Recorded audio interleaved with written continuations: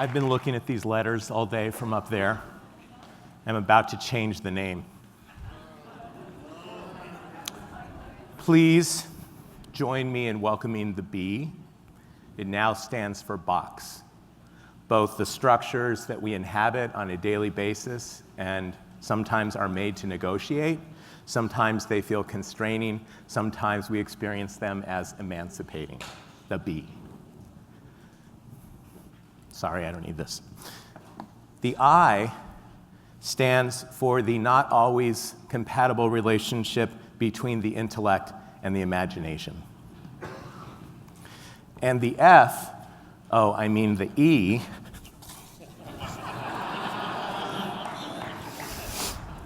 stands for the edge of your own thinking. This is me, one night in graduate school. I'm in a literature program, a literature PhD program, and it's not such a good fit. For one thing, everybody sounds so smart. And I haven't yet figured out that sounding smart and being enlightened in your own thinking are not the same thing. And I'm thinking of something that happened that day in class, in the class where we're studying the English Romantic poet Shelley. And he said this thing, and here's the sentence: "Nothing exists but as it is perceived." And I'm standing at my desk in my apartment, just like this, except for kind of more like this. And I keep on trying to wrap my mind around what that means. During the day in class, people had been so clear about what it meant. They said that nothing exists but as it is perceived meant that the world only exists but as we perceive it, which is a really 18th century empiricist idea. And I think to myself, that's so human-centric. And also, I don't think the 19th century English poet, who I think of as kind of a wild badass, would be trying to rehearse that old assumption. So, again, I'm mulling it over. You should know a few things about me before this moment. Graduate school, like the fact that I'm in graduate school, is still unbelievable to me. I grew up in Los Angeles, going to increasingly large public schools where I felt increasingly disenfranchised.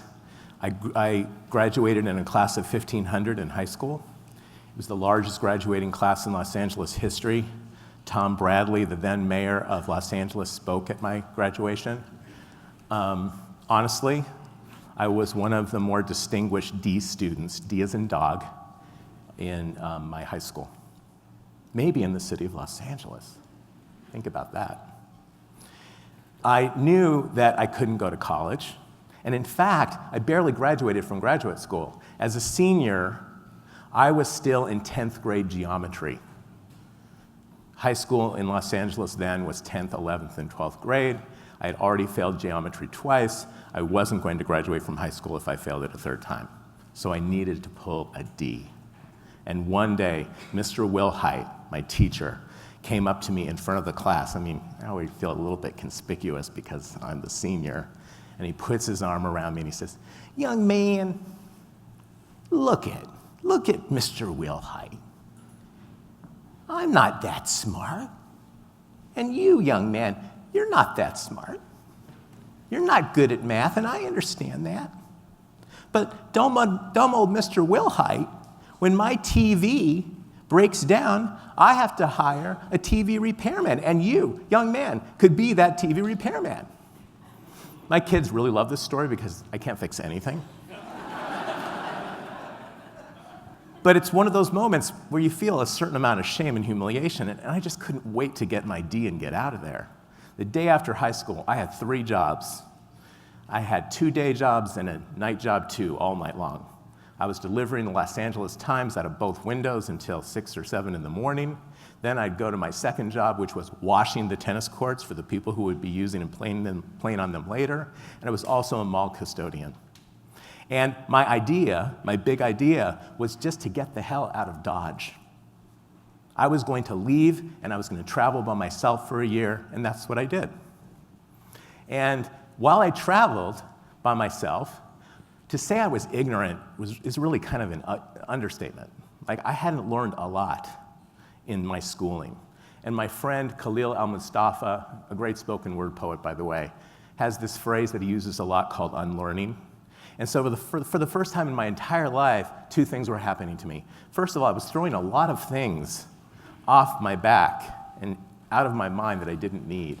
And the second thing is, I was beginning to learn for the first time on my own while traveling. By the way, it wasn't a very smooth, seamless business. Like, I still remember how embarrassed I felt when I was on the train going into Florence, and this really nice couple was talking to me, and they said, "So what are you going to do in Florence?" And I said, "Is the pizza good?" Really? And they were so sweet. They said, "Well, you might want to check out this guy Michelangelo." And he had the book, The Agony and the Ecstasy, and he gave it to me. And I devoured it on the train. And then when I got to Florence, I was like, oh my God, this guy. And the itinerary belonged to me, so I could stay in a place as long as I wanted. So I basically spent the next 6 weeks in Florence going to see all of the things. And then I picked up other things like, oh, and I also want to see Bernini, and I also want to see Gioberti's Doors. And I started to learn, and I was taking notes. I had never taken notes once in school. I was bad, and pretty much, our badness comes from feeling bad or being treated badly, and that was certainly my circumstance. But for the first time, I started to feel good. I started to feel passionate about my learning. And so when I came back a year later, I hatched this idea that I was going to go to Berkeley. Only, there's not a lot of people who get into Berkeley with D averages. So I talked my way in. I wrote my way in. And that's a long story, kind of interesting. I don't have time for it today. But when I got to Berkeley, I was surrounded by a lot of smart people. And I started to feel again like maybe I wasn't up to this. Maybe I'd bitten off just a little bit too much. And when you grow up and for 18 years feel one way, both in my family and in the institutions that were not serving me, it's hard to undo. And so I went to Berkeley, did really well, by the way, but never quite believed that I could learn and that I was smart. And then I thought I made the unbelievable mistake, blunder, and I went to graduate school. And I still remember this moment where it occurred to me, as I said before, that all those people who sounded so smart weren't so smart. It was this moment of complete clarity where I realized that actually what was going to serve me from that point on was the life of the imagination and not simply the life of the intellect. And so the epiphany that I had that night with the Shelley's words, because he was a poet, was that maybe he didn't mean anything about empiricism and how we knew that reality existed, as if it was simply a matter of human beings perceiving it, but actually that it was a simile. Nothing exists but as it is perceived. Nothing exists but in the same manner as it is perceived. That's, by the way, a really interesting idea. Like, I can barely wrap my mind around it now, because it grants things, all those things, possibly the same kind of perception that human beings have. So, for example, I have this in my pocket today. I'm going to put it on the box. This is a little touch piece that my twin brother made. And one of the interesting things about it is that even though you can see it's kind of shiny, it's so pleasant to do this, just to go like this in any finger. This piece of wood, which is made out of cypress, has its own oil inside of it called cypressine. It takes care of itself, even in this state. Thich Nhat Hanh said later, and it made perfect sense to me because I'd already started thinking about this line of Shelley's, that the wood doesn't fall far from the tree, and the piece of paper doesn't fall far from the tree, and the cardboard box doesn't fall far from the tree. And if you start thinking that way, then everything practically becomes sentient. And I started to walk differently on this earth, and I started to care more. And I started to think of trees and stones and things that had been previously inanimate to me as sentient. And once you start thinking that way, practically everything becomes sentient. About this time, my kids became very interested in Julia Butterfly Hill. You might remember she was the one who lived in the tree for 3 years in California. And some of you are thinking, oh, Butterfly Hill, like that's such a California name. But actually, her dad said later that the reason why they named her Butterfly as a middle name is because everywhere Julia went, butterflies followed her, strangely. And so after a while, they just ditched the real middle name and gave her the name Butterfly. My kids and I, on a daily basis, would be following Julia's progress. And one night there was this really hard wind in Los Angeles, sorry, not Los Angeles, in Northern California, where she was sitting in the tree. And it was like 70 miles an hour, and she's on her little 8x8 platform. And she's hugging the tree for dear life, and she knows she's gonna fly off. There's no way, the winds are too strong. And the tree says to her, in so many words, just let go. That's what we do. And the next thing she knows, she wakes up from a deep sleep, she's on the platform, the winds have died down, and she's okay. And so this idea, by the way, my kids, when I read that part to them on the website that day, just kind of went, just like that. It was the most ordinary and acceptable idea to them. I want to go back to the box for just a second, and I'm going to say a poem by Jeffrey McDaniel, and it's called The Quiet World.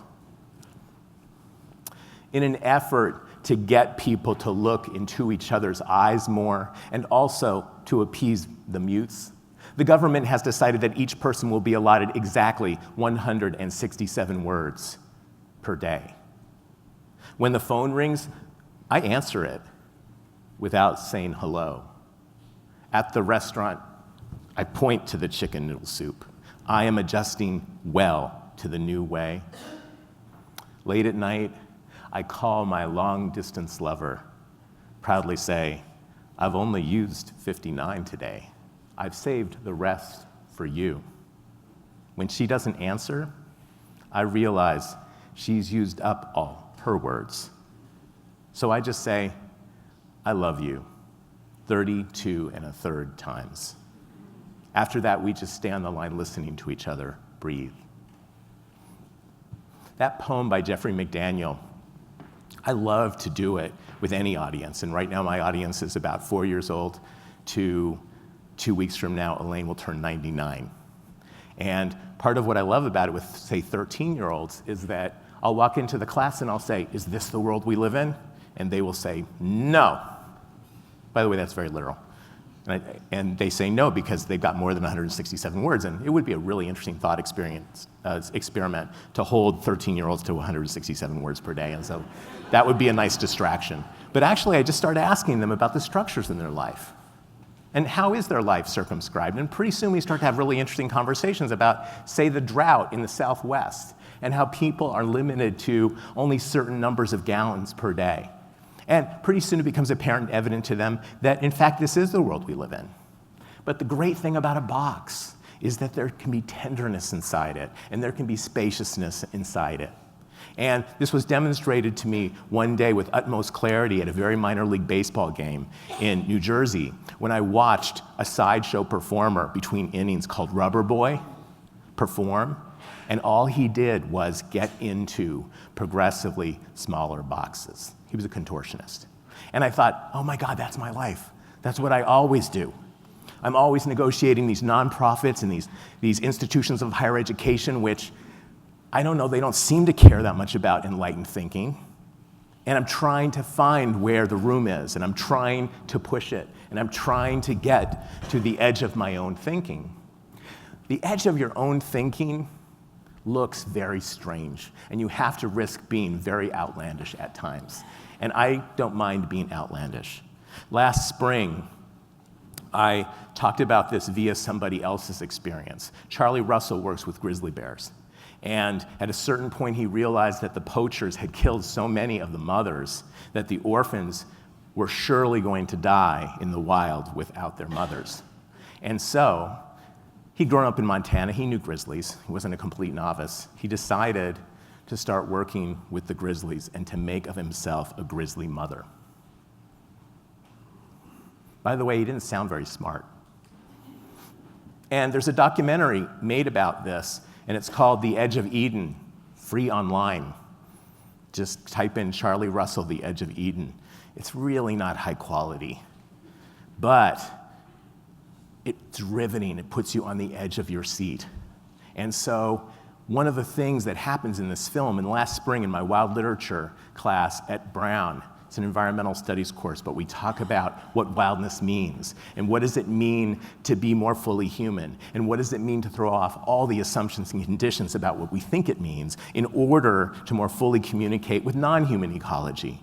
And here's Charlie, and he's on a hill, and his left foot dislodges a boulder, and it rolls down, and it hits one of the adolescent grizzlies on the snout. And he's been working with her for years, building trust in a relationship. And he looks at the camera and the camera woman and he says, uh-oh. She thinks I did that on purpose.